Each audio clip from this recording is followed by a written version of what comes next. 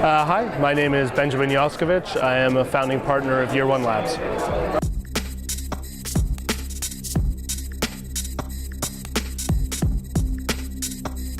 Year One Labs is a lean startup accelerator, is what we call it. So we did 5 investments from September of 2010, ran the program until October of last year, and we ran them through sort of a lean startup curriculum, if you will.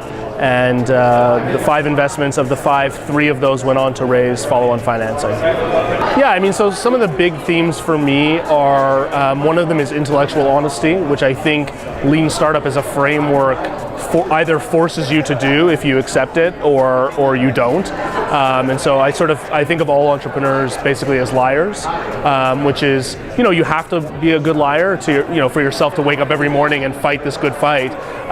But lean startup really forces intellectual honesty, and so I think that's something that we did with them. So you think of that like an intellectual honesty boot camp.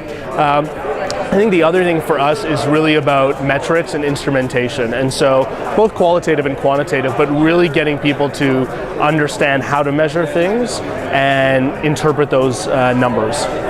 One of the companies is called High Score House, and so they were the 3rd investment we made, and it's in the parenting space. And they went out and did about 25, let's say, interviews with parents. And, they got some, positive feedback, but it wasn't quite enough for us to say, okay, let's keep going. And our financing model is tranche, which means we gave money in 3 segments. And so they hadn't quite hit it. And so he said, well, you have some, qualitative data and feedback that this is working, but not enough. Go back and do more. And so at that point, knowing what they knew at that point, having learned what they had learned, they went and they did a survey.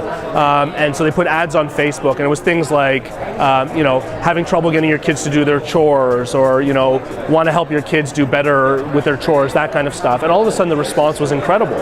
And so that survey combined with the interviews, so they didn't start with the survey, they started with the interviews, but they did the interviews, then they did this sort of quantitative survey, and they had 100+ respondents, and that sort of, then it clicked for them. They realized, wait a second, you can measure this stuff, you can get the feedback you need. And for us, that gave us the confidence in them that they got the process and they were ready to move to the next step. So for us, it was validate an idea first, then go build a minimum viable product. And I think what we learned in that experience was that the MVP is really not a sort of point in time. You can't just launch this thing and say, oh, I'm done, it's launched, my MVP is done.